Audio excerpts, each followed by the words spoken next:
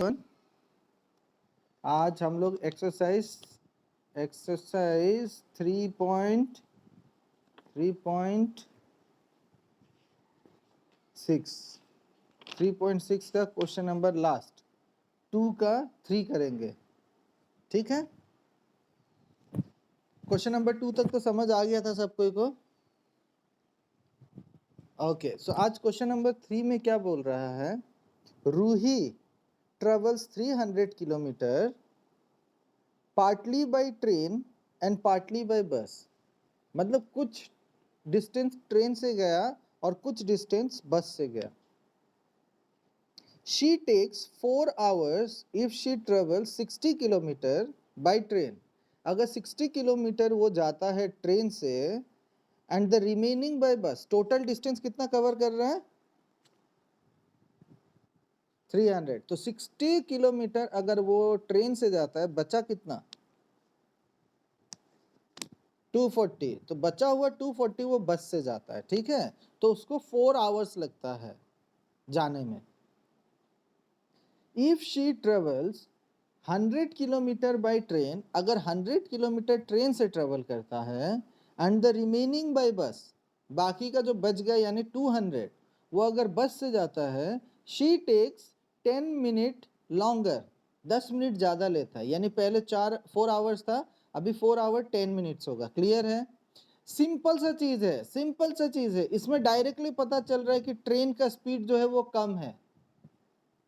देखा देखी पता चल रहा है ट्रेन का स्पीड कम है, क्योंकि ट्रेन से जब 60 किलोमीटर ट्रेवल किया था, ठीक है, ट्रेन से जब 60 किलोमीटर ट्रेवल किया था तो हम लोगों को 4 आवर्स लग रहा था। अभी 100 किलोमीटर ट्रेवल कर रहा है तो 10 मिनट्स एक्स्ट्रा लग रहा है। यानी डेफिनेटली ट्रेन का स्पीड कम होगा बस से। समझ आया, क्योंकि जितना ज्यादा ट्रेवल करेगा उतना टाइम ज्यादा लेगा ना। सो हम मान लेते हैं, लिखो, late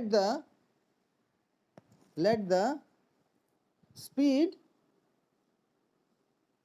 let the speed question number 3, let the speed of a train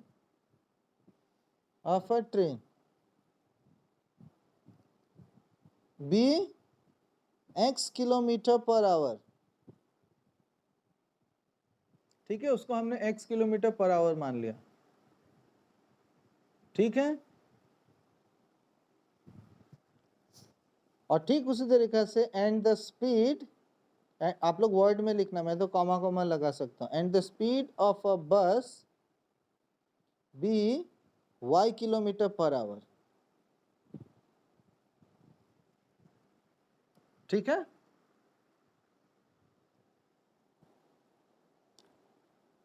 okay, हमको पता है, ध्यान से समझना। हाँ, इसमें क्या बोला था कि कुछ डिस्टेंस ट्रेन से जा रहा है एंड कुछ डिस्टेंस बस से जा रहा है। बट हमको ये बोला गया है कि टोटल डिस्टेंस कवर करने में उसको 4 आवर्स लगता है। तो पहला केस में यहाँ पे ध्यान से देखना, मान लेते हैं यहाँ से लेकर यहाँ तक 300 किलोमीटर है, यहाँ से लेकर यहाँ तक 300 किलोमीटर है। तो 60 किलोमीटर जो है वो ट्रेन से गया, 60 किलोमीटर ट्रेन से गया, बाकी का 240 जो है वो बस से गया। ठीक है, ठीक है ना। सो क्या मैं बोल सकता हूं ट्रेन से जितना समय लगा, यानी टाइम टेकन बाय ट्रेन से जितना टाइम लगा और बस से जितना टाइम लगा, दोनों का टाइम मिलाने से 4 घंटा होगा। समझ आया ना। ओके, तो हमको पता है speed is equal to distance by time होता है। So time is equal to क्या होगा, डिस्टेंस बाय स्पीड होगा कि नहीं। यानी time taken by train plus time taken by bus equals to 4 hours. Clear है। सो इन फर्स्ट केस हमको पता है बस का टाइम क्या होगा, तो time is equal to distance by speed. Distance कितना कवर किया ट्रेन, सो हम बोल सकते हैं 60 बाई स्पीड क्या है ट्रेन का, x। सबको को समझ आया ना, डिस्टेंस बाय स्पीड होगा टाइम का मतलब, तो डिस्टेंस हो गया 60 और स्पीड है x। और वैसे ही प्लस बस तो बाकी का 240 करेगा, यानी 240 by Y equals to 4 hours होगा कि नहीं, समझ आया सबको? ओके, इन सेकंड केस में बस कितना ट्रेवल कर रहा है, 100 kilometre. So can I say that 100 by x plus 200 by y equals to कितना टाइम ले रहा है, क्या चीज,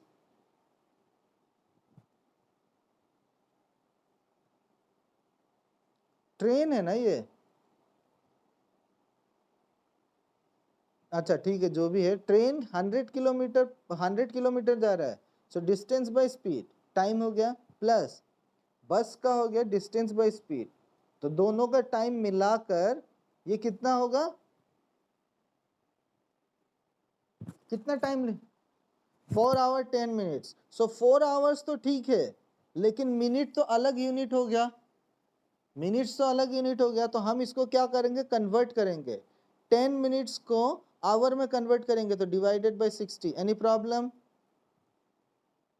सो ये कट गया 0 0। तो नेक्स्ट स्टेप आप लोग लिखो 100 बाई एक्स, यहीं पे लिखो 100 by X plus 200 by Y equals to 25 by 6। कोई doubt?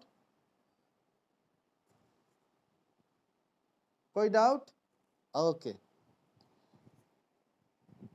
100 by X plus 20 by Y equals to, इसको जब हम लोग कन्वर्ट करेंगे इम्प्रॉपर फ्रैक्शन में, तो ये 25 बाई 6 हो जाएगा।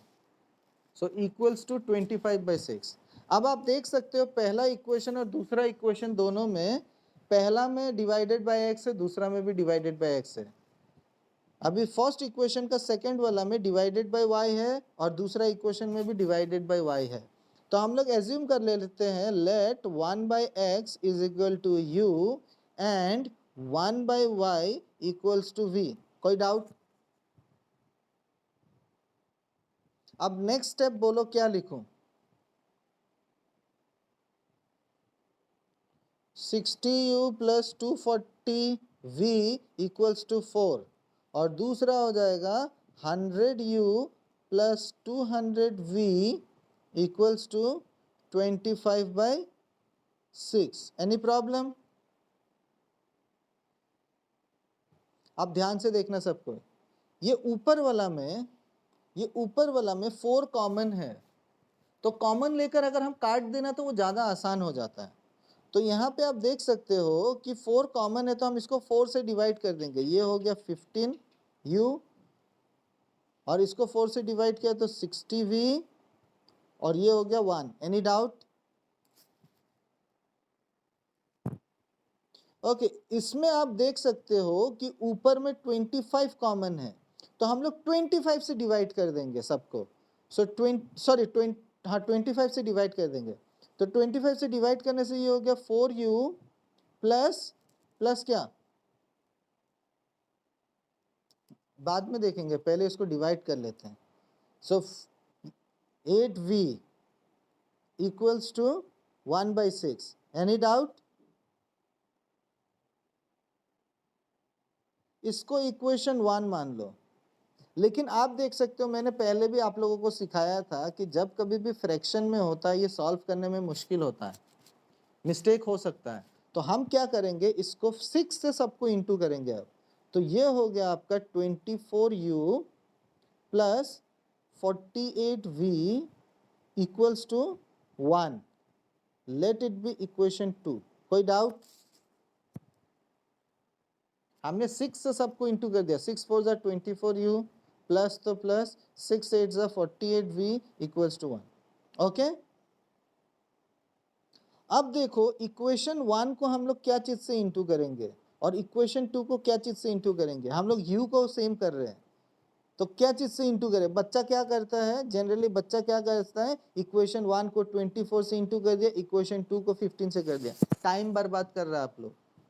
आप लोग सिंपल सा चीज क्या है, दोनों का एलसीएम निकालो, 15 और 24 का एलसीएम निकालो। हम लोग इसको 3 से ले सकते हैं, 3 5 जा और 3 8 जा। अब ये दोनों नहीं जाता है, इसको इंटू कर लो, 3 8 जा 24, 24 5 जा 120, यानी 120 होगा। आपका यहाँ पे 15 है, तो ये देखो 3 5 जा 15, 15 कितना जा 120, 8 जा। समझ आया नहीं आया? सबको को समझ आया? पहला वाला केस में 15 है ना, तो 15 है, तो यहाँ पे देखो 3 5 जा 15 हो गया, तो 15 8 जा हुआ ना, तो 8 से इंटू करेंगे। और दूसरा वाला कितना है, 24 है, तो 24 कैसे होगा, 3 8 जा 24, 5 बच गया, सेकेंड को 5 से इंटू करेंगे। क्लियर है?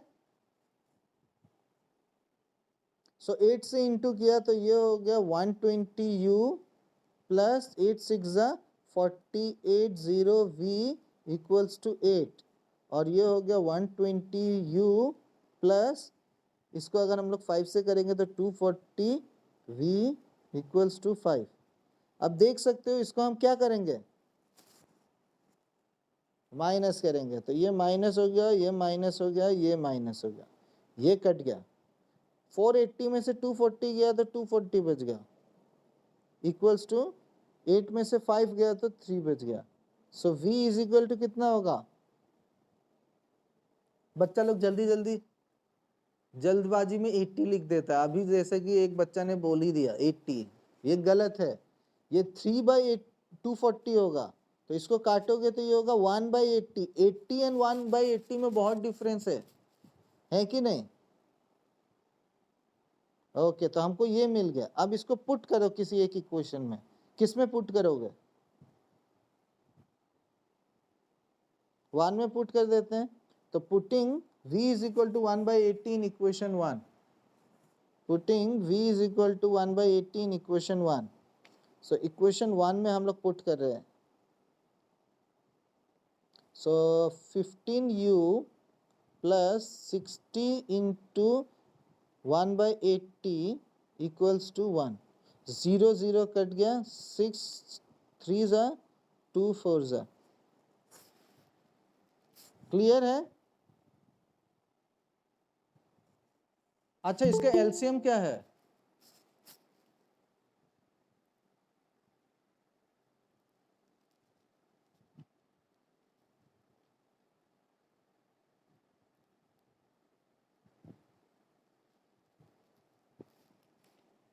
सिक्सटी। 60 कैसे हुआ एलसीएम? एलसीएम 4 होगा ना।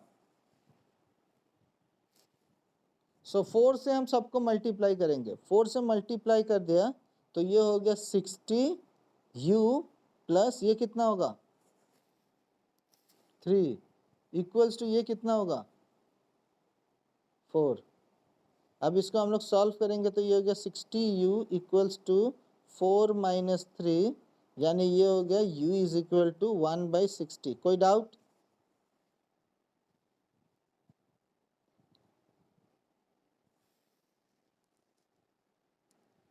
ओके,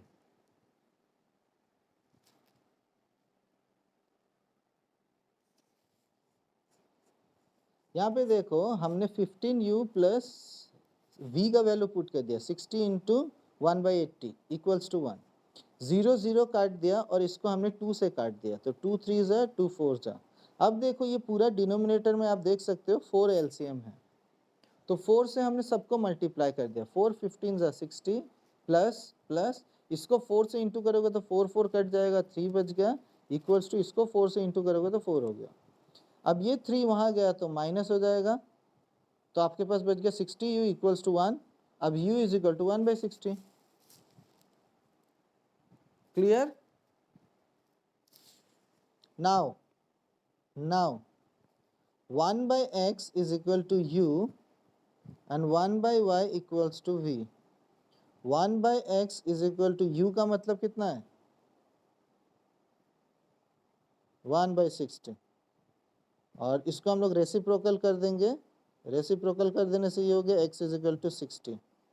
और ठीक उसी तरीके से इसको भी हम लोग लिख देंगे 1/y is equal to v का मतलब हो गया 1/80 और इसको लिख देंगे y is equal to 80। Any problem? लिख लिया सबने? Very good, very good. हो गया ना? ओके, सो ये हो गया। सो हम लास्ट में लिखेंगे देयरफॉर x किसको माना था हमने? Speed of train. हाँ, तो लिखो therefore speed of train, speed of train, speed of train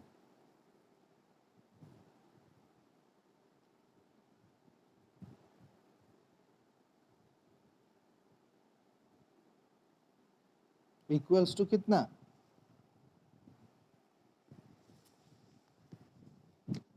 हाँ, 60 किलोमीटर पर आवर। ठीक उसी तरीके से so speed of bus equals to 80 kilometre per hour. तो देखा, हम लोग को पहले ही पता चल गया था कि किसका स्पीड ज्यादा होगा। Come to page number 68, come to page number 68, page number 68। Ready? Question number 4, 5, 6, 7 और 8, इसको मार्क करो, ये सब इंपॉर्टेंट है। 4, 5, 6, 7, 8, page number 68, exercise 3.7 optional.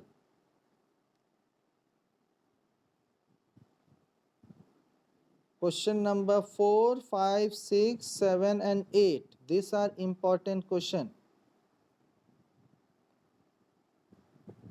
Okay, इस तरीका का क्वेश्चन एग्जाम में आता है।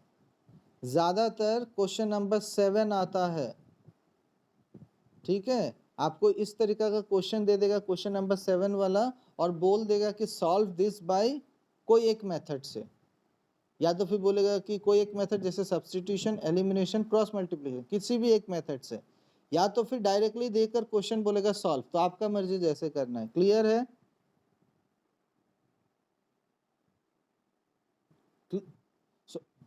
तो हम लोग क्वेश्चन में बढ़ते हैं। क्वेश्चन नंबर 4 में, क्वेश्चन नंबर 4 करते पहले। क्या बोल रहा है? The student of a class, question number 4, the students of a class, the students of a class are made to stand in rows. rows मतलब समझते हो? और लड़की को देने वाला रोज नहीं है, that is rows, this is row. रो का मतलब होता है, जैसे कि हम लोग सीधा देख रहे हैं ना, तो ये हो गया रो, ये रो। इस तरीका से कॉलम होता है। ठीक है, तो क्या बोल रहा है क्वेश्चन में? क्वेश्चन में क्या बोला है कि the students of a class are made to stand in a row. If 3 students are extra in a row, अगर 3 स्टूडेंट एक्स्ट्रा होता है रो में, there would be 1 row less.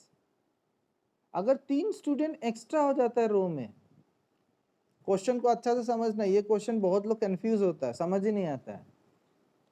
जैसे कि ये रो हो गया ना, ये रो हो गया, तो इसमें कुछ स्टूडेंट है, कितना स्टूडेंट है हमको नहीं पता, इस तरीका से कुछ स्टूडेंट है रो में। ठीक है, तो क्या बोल रहा है कि अगर इस रो में से 3 बच्चा अगर कम हो जाए, if 3 student are sorry extra in a row, अगर 3 बच्चा एक्स्ट्रा कर देते हैं हम लोग और 3 बच्चा को इस रो में बैठाते हैं, ठीक है, there would be 1 row less. जैसे कि ये एक रो हो गया, ये दूसरा रो हो गया, तीसरा रो हो गया, चौथा रो हो गया।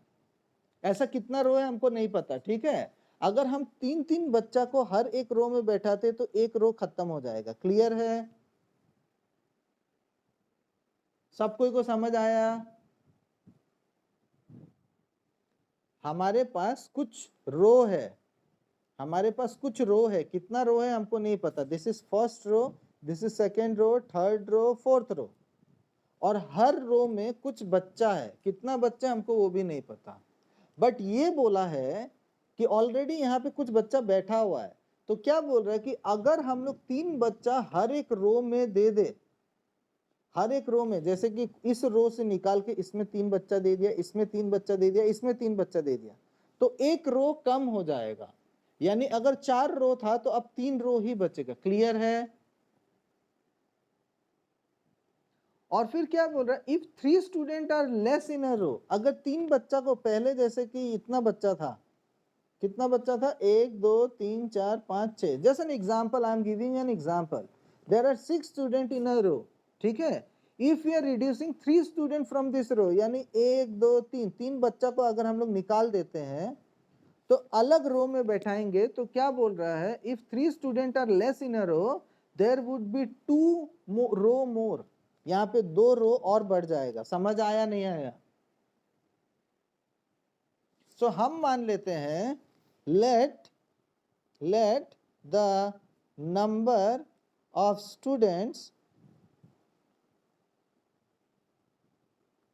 be x, हमने स्टूडेंट को x मान लिया, and the number of rows be y।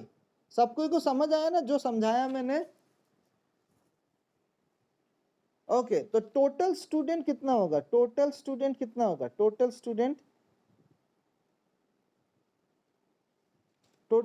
कितना होगा, जितना भी बच्चा रो में बैठा हुआ है, ठीक है, जितना भी बच्चा रो में बैठा हुआ है, और जितना रो है मल्टीप्लाई करने से तो हो गया। मान लो कि एक रो में 4 बच्चा है, जैसे एन एग्जांपल 4 बच्चा है, तो हमारे पास 4 रो है, तो टोटल कितना बच्चा हुआ,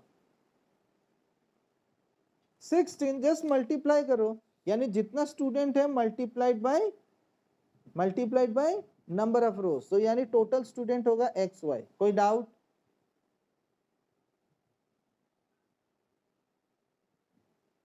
ठीक है ना?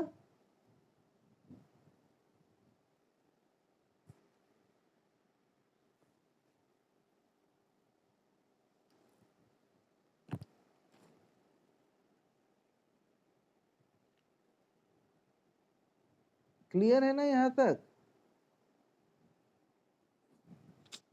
अच्छा एक मिनट, ये थोड़ा सा चेंज करते हैं। Late the number of student बोला ना, ये तो टोटल स्टूडेंट हो जाएगा।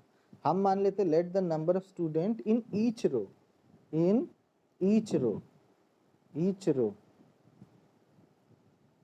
हर एक रो में जो बच्चा है, हाँ, हर एक बच्चा, जो रो में जितना बच्चा इंटू जितना रो है, वो हो जाएगा टोटल स्टूडेंट। क्लियर हुआ ना ये?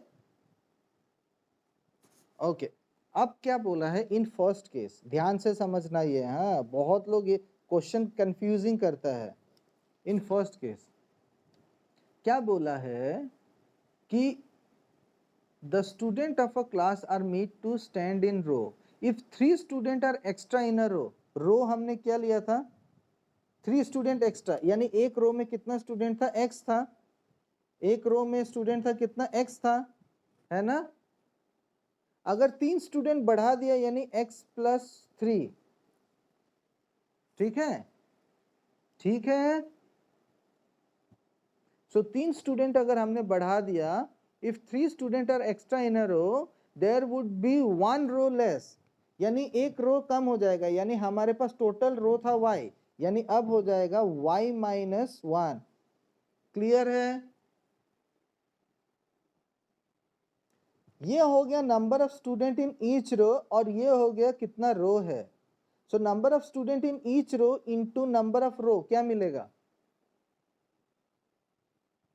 टोटल स्टूडेंट, यानी that is equal to XY। समझ आया सबको? एक रो में कितना बच्चा बैठा है, इतना, और कितना रो है, इतना। एक रो में इतना बच्चा बैठा है और कितना रो है, इतना, तो दोनों को इंटू करेंगे तो टोटल स्टूडेंट होगा ना। क्लियर है? अच्छा से समझो, अगर समझ नहीं आया तो फिर से बता सकता हूँ। सबको को समझ आया तो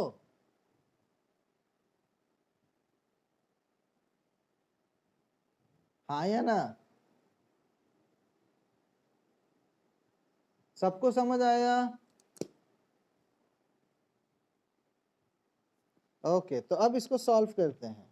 ये हो गया number of student in each row, और ये हो गया कितना रो है, तो दोनों को इंटू करोगे तो टोटल स्टूडेंट मिलेगा। अब इसको तोड़ेंगे, ब्रैकेट को तोड़ेंगे तो हमको मिलेगा एक्स वाई, पहला वाला दोनों से इंटू होगा, तो x y minus x plus 3y minus 3 equals to x y. कोई डाउट? कोई डाउट? पहला वाला दोनों से इंटू हुआ और फिर दूसरा वाला भी दोनों से इंटू हुआ।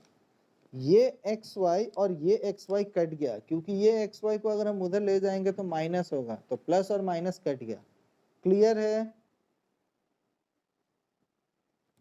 पहला वाला को हमने दोनों से इंटू किया, तो ये हो गया एक्स वाई, और ये इसके साथ इंटू हुआ तो माइनस एक्स। फिर दूसरा वाला को दोनों से इंटू किया, 3y, और ये plus minus minus 3 equals to x y. ये एक्स वाई को जब हम वहां भेजेंगे तो माइनस होगा, तो डायरेक्टली यहाँ और यहाँ काट सकते हैं। ठीक है? ठीक है। अब देखो, कॉमन सेंस का बात है। मैंने आप लोगों को पहले भी बताया कि कोशिश करो कि शुरुआत में जो नंबर होता है ना, वेरिएबल, वो माइनस में मत रखो। हाँ, उसको प्लस में रखो, अच्छा रहता है। तो हम क्या करेंगे, इसको माइनस को प्लस करेंगे। कैसे करेंगे? इसको हम यहाँ भेज देंगे। इसको यहाँ भेज देने से प्लस होगा कि नहीं? x को अगर हम वहां भेज देंगे तो प्लस हो जाएगा। तो मैं क्या करूंगा, x और y को दोनों को वहां भेजूंगा, लेकिन लिखूंगा लेफ्ट हैंड साइड में ही। यानी मैं लिखूंगा, ये हो गया x minus 3y equals to minus 3। कुछ समझ आया या नहीं आया?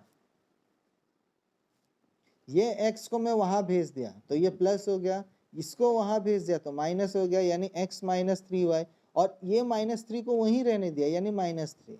आप लोग को पता है कि LHS is always equal to RHS, यानी पहले आप LHS को लिखो या RHS को लिखो, बात एक ही है।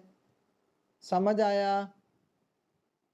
अगर ये चीज समझ नहीं आया तो मैं दोबारा से भी दिखा सकता हूँ दूसरा तरीका से। ये चीज क्लियर हुआ या नहीं हुआ बाकी लोगों को? Okay, so let it be equation 1। अभी क्या बोल रहा है, इन सेकंड केस पे, ठीक है, सेकंड केस में क्या बोला था कि if 3 student are less in a row में कितना बच्चा था? एक्स प्लस 3 तो पहला केस में, एक रो में कितना बच्चा था? वो था एक्स। एक रो में x बच्चा था। तो क्या बोल रहे हैं कि अगर हम हर रो से 3 बच्चा कम कर दे, यानी x माइनस 3। समझ आया? If 3 student are less in a row, there would be 2 row more, यानी 2 रो एक्स्ट्रा हो जाएगा। तो रो हमारे पास था y, यानी ये हो जाएगा y प्लस 2, और दोनों को इंटू करेंगे तो वो होगा एक्स वाई। कोई डाउट?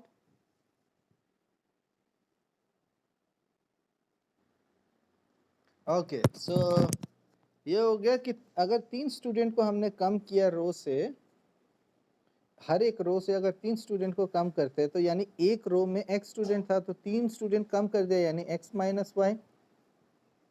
तो क्या बोल रहे हैं कि अगर कम कर देता है 3 स्टूडेंट एक रो से, तो 2 रो एक्स्ट्रा हो जाता है, यानी हमारे पास रो था y, तो उसमें 2 प्लस हो जाएगा। क्लियर है? और दोनों को इंटू करेंगे तो वो होगा नंबर ऑफ स्टूडेंट। क्लियर है ना? अब इसको सॉल्व करते हैं, वही सेम जैसा पहला वाला, दोनों से इंटू होगा, यानी ये हो गया x y plus 2x minus 3y minus 6 equals to x y. कोई डाउट? ये एक्स वाई कट गया, तो हमारे पास बच गया 2x minus 3y equals two plus 6 कर दिया। इसको 6 को वहां भेज दिया, क्योंकि पहला नंबर ऑलरेडी प्लस में है ना। समझ आया? Okay, late it be equation 2। अब आप लोगों को पता है इसके साथ क्या करना है। क्या करेंगे? हाँ, तो कैसे करोगे?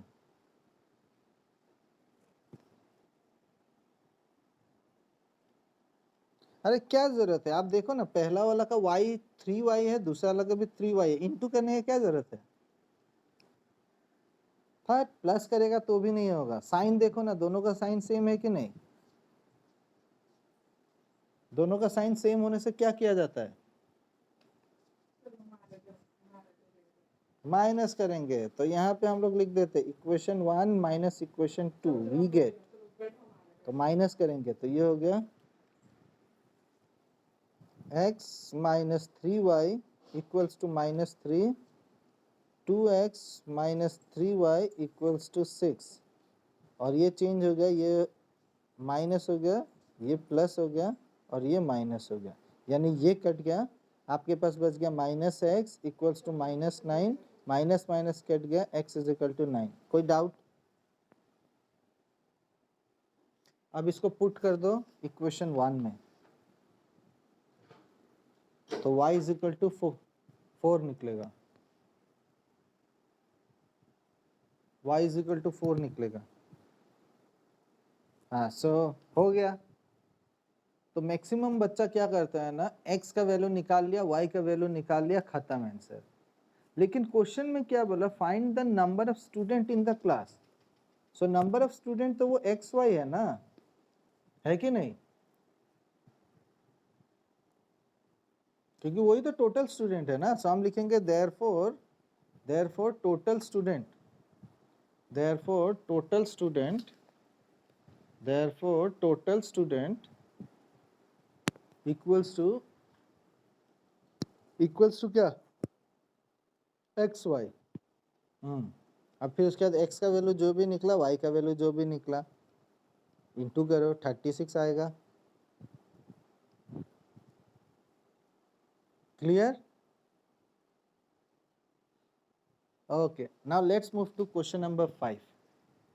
क्वेश्चन नंबर 5 जो है वो क्या बोल रहा है, in a triangle ABC, ABC एक ट्राइंगल है, ठीक है। हमको पता है ट्राइंगल का सारा एंगल प्लस करने से कितना होता है, 180 डिग्री। ओके, सो यहाँ पे कंडीशन दिया हुआ है, बहुत लोग ना कंफ्यूज हो जाते हैं कि अरे ये क्या दिया हुआ है। एकदम सिंपल सा चीज है, खाली समझने का देरी है। यहाँ पे क्या बोला है, angle C equals to thrice angle B equals to twice into angle A plus angle B, ये दिया हुआ है। बोल रहा है फाइंड द 3 एंगल्स, 3 एंगल्स निकालने बोला है। क्लियर है, क्वेश्चन दिया हुआ है ये। क्वेश्चन में बोला है कि इन अ ट्राइंगल ABC, एक ट्राइंगल है ABC, तो ट्राइंगल का तीनों एंगल मिलाकर 180 डिग्री होता है। ये कंडीशन दिया हुआ है, बुक में दिया हुआ है कि angle C is equal to thrice angle B equals to twice into angle A plus angle B। ये कंडीशन बुक में दिया हुआ है, ठीक है, ठीक है। ओके, अब इसको हम लोग क्या करेंगे, हमको ये हमने आंसर में लिख दिया, ठीक है। अब हमको पता है ये इसके बराबर है, ये इसके बराबर है, तो तीनों एक दूसरे के बराबर होगा कि नहीं। तो मैं मान लेता हूं कि ये और ये बराबर है, तो हम ले लेते हैं here thrice angle B equals to twice angle A plus angle B. कोई डाउट, कोई डाउट। ओके, अब इसको ब्रैकेट को हम लोग रिमूव करते हैं। Thrice angle B equals to twice angle A plus plus क्या, twice angle B, twice angle B. Angle B को इधर लाने से क्या होगा, minus. So thrice angle B minus twice angle B equals to twice angle A, यानी हम इसको बोल सकते हैं angle B equals to twice angle A, ठीक है। ओके, हमको ये मिल गया। आगे बढ़े,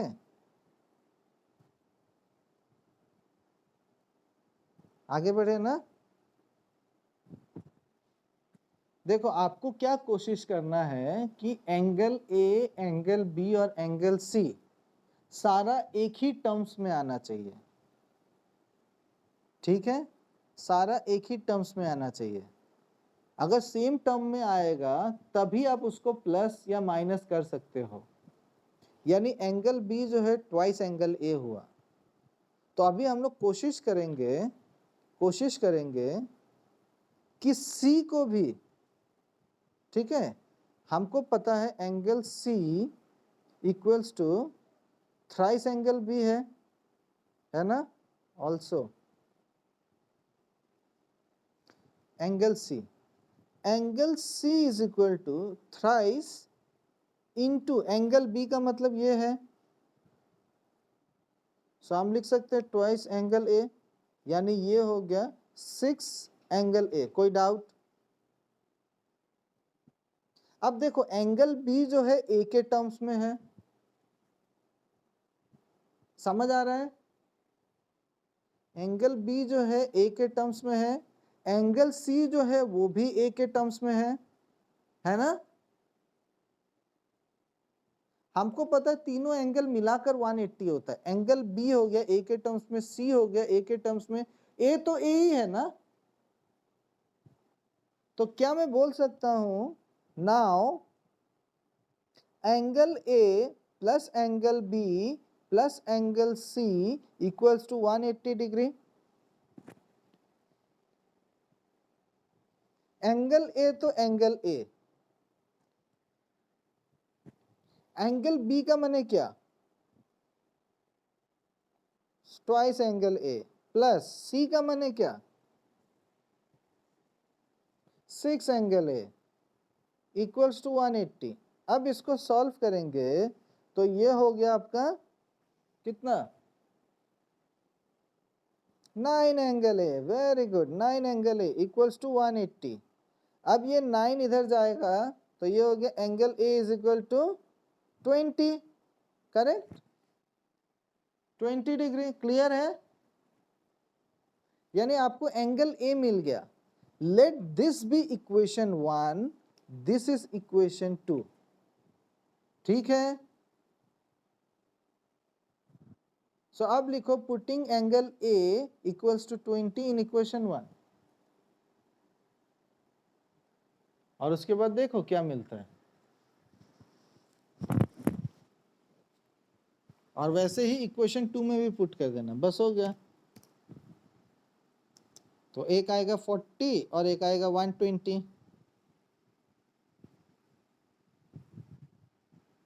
आ गया ना?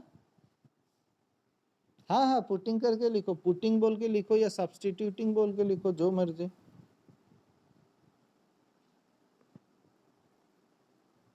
Okay, very good, okay. So जो भी आपका ए बी सी निकल गया वो क्लियर है। तीनों मिलाकर देखो 180 आ रहा है कि नहीं? सो हो गया। कितना इजी था ना? प्रैक्टिस करने का जरूरी है। इस तरीके का क्वेश्चन में ना हमेशा एक टर्म्स में ला दो। मैं इसमें ए का टर्म्स में लेके आके किया, मैं चाहूं तो बी का टर्म्स में भी लाके कर सकता हूँ। सारा को बी के टर्म्स में कर दूंगा, यानी एंगल ए को बी के टर्म्स में कर दूंगा, बी तो ऑलरेडी बी ही है, सी को मैं बी के टर्म्स में कर दूंगा। समझ आया? वैसे भी कर सकता है। क्लियर है ना? Okay, now question number 5, question number 6। Question number 6 बोल रहा है draw the graph of the equation, जो भी है। आप लोग पहले भी बनाया है इक्वेशन को ग्राफ में प्लॉट किया है ना, एक्सरसाइज 3.1 में। Okay, determine the coordinates of the vertices of the triangle. Triangle का वर्टिसेस निकालना है। ये मैंने एक एक्स्ट्रा एक क्वेश्चन दिया था, याद है आप लोगों को? सो ट्राइंगल बनेगा एक्स एक्सिस में, ठीक है। लेकिन यहां पे बोला है determine the coordinates of the triangle, vertices of the triangle formed by this line and the y axis. Y axis में होगा इस बार, यानी ग्राफ जो है, दो ग्राफ जो है वो वाई एक्सिस में इंटरसेक्ट करेगा। तो वाई एक्सिस में जब इंटरसेक्ट करेगा, समझ आ रहा है कि नहीं आप लोगों को? भगवान जाने क्या बोल रहा हूं।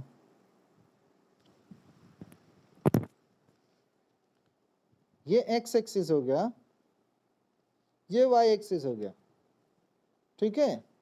मान लो अभी जो हम लोग क्वेश्चन दिया उसका हम लोग कोऑर्डिनेट्स निकाल कर ग्राफ को प्लॉट करेंगे। कितना कोऑर्डिनेट्स निकालेंगे?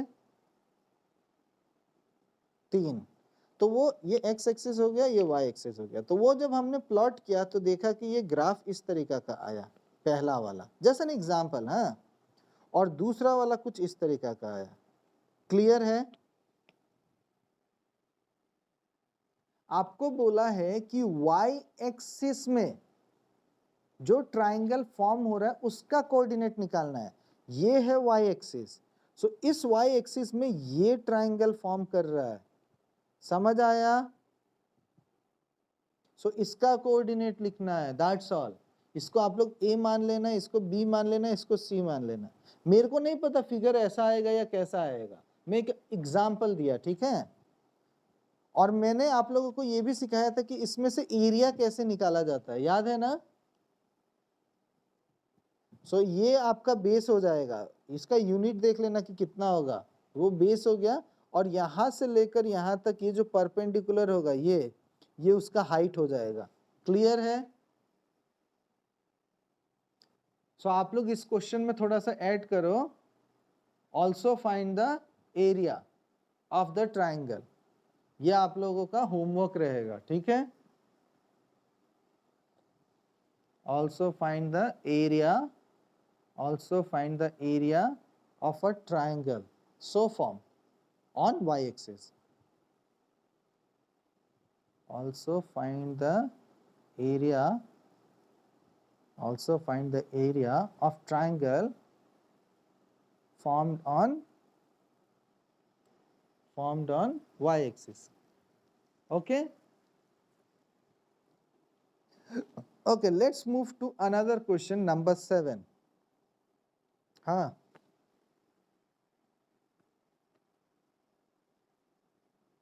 हाँ, ये लोग सीबीएसई लोग ऐसे ही हैं। इन लोग बोला है this exercise are not from examination point of view, मतलब एग्जाम में इस तरीके का क्वेश्चन नहीं आता, मतलब इस तरीके का क्वेश्चन जरूरी नहीं है एग्जाम के लिए, ठीक है। ठीक है, लेकिन आता है, ये लोगों का कोई विश्वास नहीं है, ये लोगों का कोई विश्वास नहीं। इन लोग बुक में दिया हुआ है कि इस तरीके का क्वेश्चन नहीं आता है, लेकिन बोर्ड में इस तरीके का क्वेश्चन आता है। समझ आया? जिस तरीके का क्वेश्चन आता है मैं उस तरीके का क्वेश्चन ही करा रहा हूं, सिर्फ थोड़ा विश्वास रखना है टीचर के ऊपर में, बस वही है। देखा, यहाँ पे चिपकली भी बोला ठीक ठीक ठीक। ओके, आगे बढ़ूं। जो जो चीज मैं करा रहा हूं वो सब अच्छा से प्रैक्टिस करो, और अपने से आप लोग जो प्रैक्टिस करना चाहता आप लोग करते रहो। क्वेश्चन बोला है 7, solve the following pair of linear equation. आपको ये सॉल्व करना है, ठीक है, लेकिन इसमें मेंशन नहीं किया है कौन सा मेथड से। अगर एग्जाम में मेंशन कर देता है कि सब्स्टिट्यूशन से करना है या एलिमिनेशन से करना है या क्रॉस मल्टीप्लिकेशन से करना है, आपको उसी मेथड से करना होगा, ठीक है। लेकिन इसमें कुछ भी मेंशन नहीं किया है तो हम लोग कौन सा मेथड यूज करेंगे? एलिमिनेशन करेंगे, क्योंकि इसमें आसान होता है। अच्छा से समझने का कोशिश करना। 7 का 1, px प्लस qy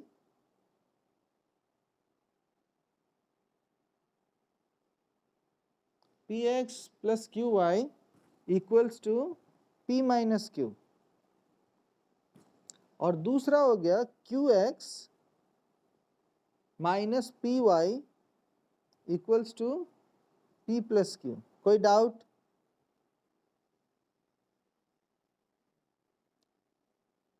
आगे बढ़ो। याद रखना, x के साथ जो भी अल्फाबेट होता है that is the coefficient of x। मैंने पहले भी सिखाया था, x के साथ ये है यानी ये इसका कोफिशिएंट है, y के साथ ये है, ये कोफिशिएंट है y का। इसके साथ x y कुछ भी नहीं है, यानी ये जो है ये क्या है? कांस्टेंट है। ये दिमाग में रखो, कभी गलती नहीं होगा, ठीक है। जब कभी भी एक से ज्यादा x होगा क्वेश्चन में, जैसे कि px प्लस सम कुछ x ऐसा है, वो सबको एक साथ लेना है, तो उसके साथ सारा जो भी होगा वो कोफिशिएंट ऑफ x होगा। क्लियर है? ओके, इसको मैं इक्वेशन 1 मान लेता हूं, इसको इक्वेशन 2 मान लेता हूं। मैं क्या करूंगा, मैं x को एलिमिनेट करने का कोशिश करूंगा। आप लोग चाहो तो q को भी कर सकता, आपका मर्जी है। मैं चाहूं तो मैं भी कर सकता हूं, अपना मर्जी। ठीक है, इस क्वेश्चन में रेडी, मैंने जो बेसिक चीज सिखाया था वही फॉलो करो। x तो सेम है, p और q का एलसीएम लो, क्या होगा? pq। यानी मैं क्या करूंगा, इक्वेशन 1 को, क्या है यहाँ पे p है तो q से इंटू करूंगा, और दूसरा वाला जो है इक्वेशन 2 को q है तो मैं p से इंटू करूंगा। कोई डाउट? जब q से इंटू करूंगा पहला इक्वेशन को, तो हर एक नंबर q से इंटू होगा, यानी पहला वाला हो जाएगा pqx plus q square y equals to pq minus q square. कोई डाउट?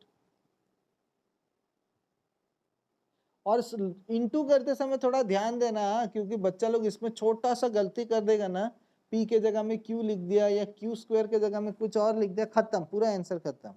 सो ध्यान से देखना कि आपने सही किया है कि नहीं। q से इंटू किया तो ये pqx हो गया, ओके, प्लस ये हो गया q स्क्वायर y, ओके, और इक्वल्स टू ये हो गया pq minus q into q square. Clear? अब इसको p से इंटू करेंगे, सेकेंड इक्वेशन को p से, तो ये हो गया pqx माइनस क्या होगा, p square y equals to, next क्या होगा, p स्क्वायर प्लस q।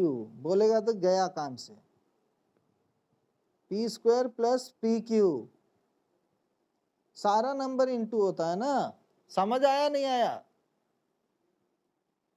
अब देखो इन दोनों का साइन सेम है, तो हम क्या करेंगे, सबट्रैक्ट करेंगे। ये कट गया, ये दोनों में आप देख सकते हो कि y कॉमन है कि नहीं? तो मैं y को कॉमन ले लेता हूं, तो y को कॉमन ले लिया तो हमारे पास बच गया q square plus p square into y. कोई डाउट? कोई डाउट? बाकी लोगों को कोई डाउट? मैंने क्या किया, दोनों का साइन प्लस है, माइनस होने से भी कोई फर्क नहीं पड़ता।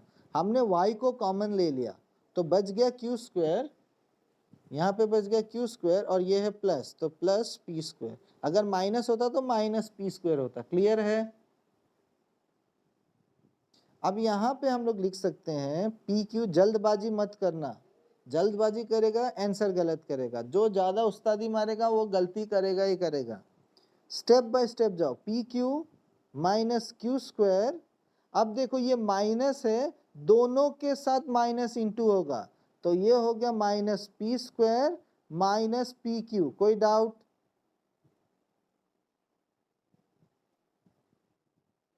ये माइनस जो है ये दोनों के साथ इंटू होगा सिर्फ, क्योंकि ये नंबर का साइन है माइनस। ठीक है, तो ऊपर वाला हो गया P Q minus Q square, और नीचे वाला हो गया minus P square minus P Q. ऊपर का साइन है प्लस, ठीक है, हम लोग जैसे लिखते हैं ना, इसका साइन क्या है, प्लस है, इसका साइन क्या है, माइनस है, इसका साइन क्या है, प्लस, इसका साइन क्या है, ये प्लस है।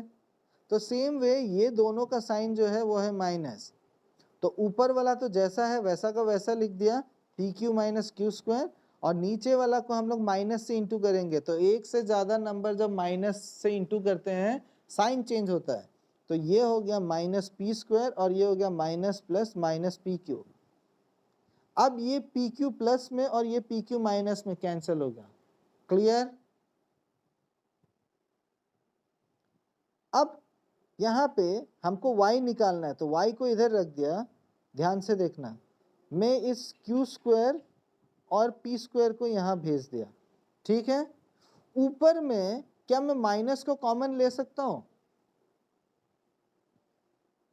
तो माइनस को मैंने कॉमन ले लिया तो हमारे पास बच गया Q square plus P square. समझ आया? हमने माइनस को कॉमन ले लिया ना, तो माइनस को कॉमन ले लिया तो ये क्यू स्क्वायर हो गया, और ये माइनस को कॉमन ले लिया तो माइनस माइनस प्लस होगा, पी स्क्वायर हो गया। अब याद रखना, एक से ज्यादा नंबर, ये दिमाग में रखना, एक से ज्यादा नंबर जब आप काटते हो तो ब्रैकेट में रखना जरूरी है। जैसे कि मान लो आप लिखते हो y is equal to p plus 2 divided by p plus 2। कभी भी ऐसे काटा नहीं जाता है, उसको ब्रैकेट में रखकर, एक से ज्यादा नंबर होने से ब्रैकेट में रखकर काटा जाता है, ठीक है? नहीं तो अगर आप ऐसे लिखोगे y is equal to p plus 2 by p plus 2, तो आप ऐसे ऐसे काट दिया तो इसका मतलब आप सिर्फ 2 काट रहा है। समझ आ रहा है ना, नहीं आ रहा है? तो अगर आप ब्रैकेट को, कभी कभी क्या होता है ना, बड़ा नंबर होता है, जैसे कि मान लो कि हम लोग लिख लेते हैं y is equal to p plus q plus p q, और यहाँ पे भी p plus q plus p q है, ठीक है? तो सेम सेम नंबर है, कट जाएगा। तो हम लोग क्या करते हैं, ऐसे ऐसे काट देते। अरे इसका मतलब है आप क्यू क्यू सिर्फ काट रहा है, आप पूरा ब्रैकेट लो और फिर काटो। और इसमें काटने का मतलब ये नहीं है कि ऐसा कि यहां से लेकर यहां तक पूरा काटना है, नहीं, आपने ब्रैकेट ले लिया, बस ये काट दिया, हो गया, सफिशिएंट है। समझ आया?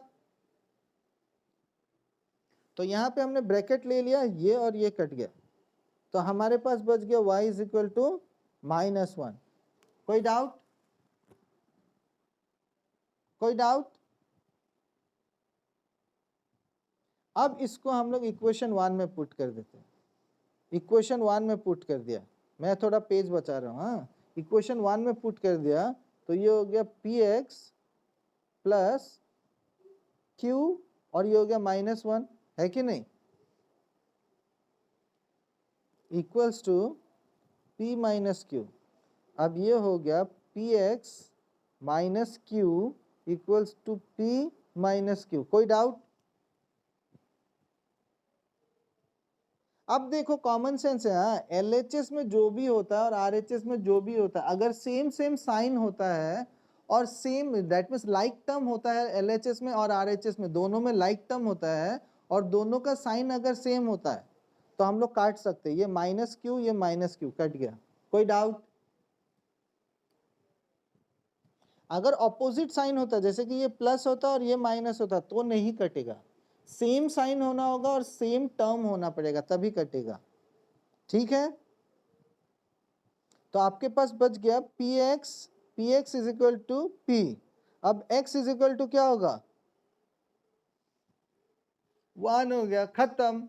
कोई डाउट? ओके, तो ज्यादा क्वेश्चन और नहीं कराऊंगा, टाइम भी शायद हो गया क्या? ओके, तो ज्यादा क्वेश्चन नहीं कराऊंगा आज के लिए, यहीं पे रख देता हूँ, ठीक है? क्योंकि ज्यादा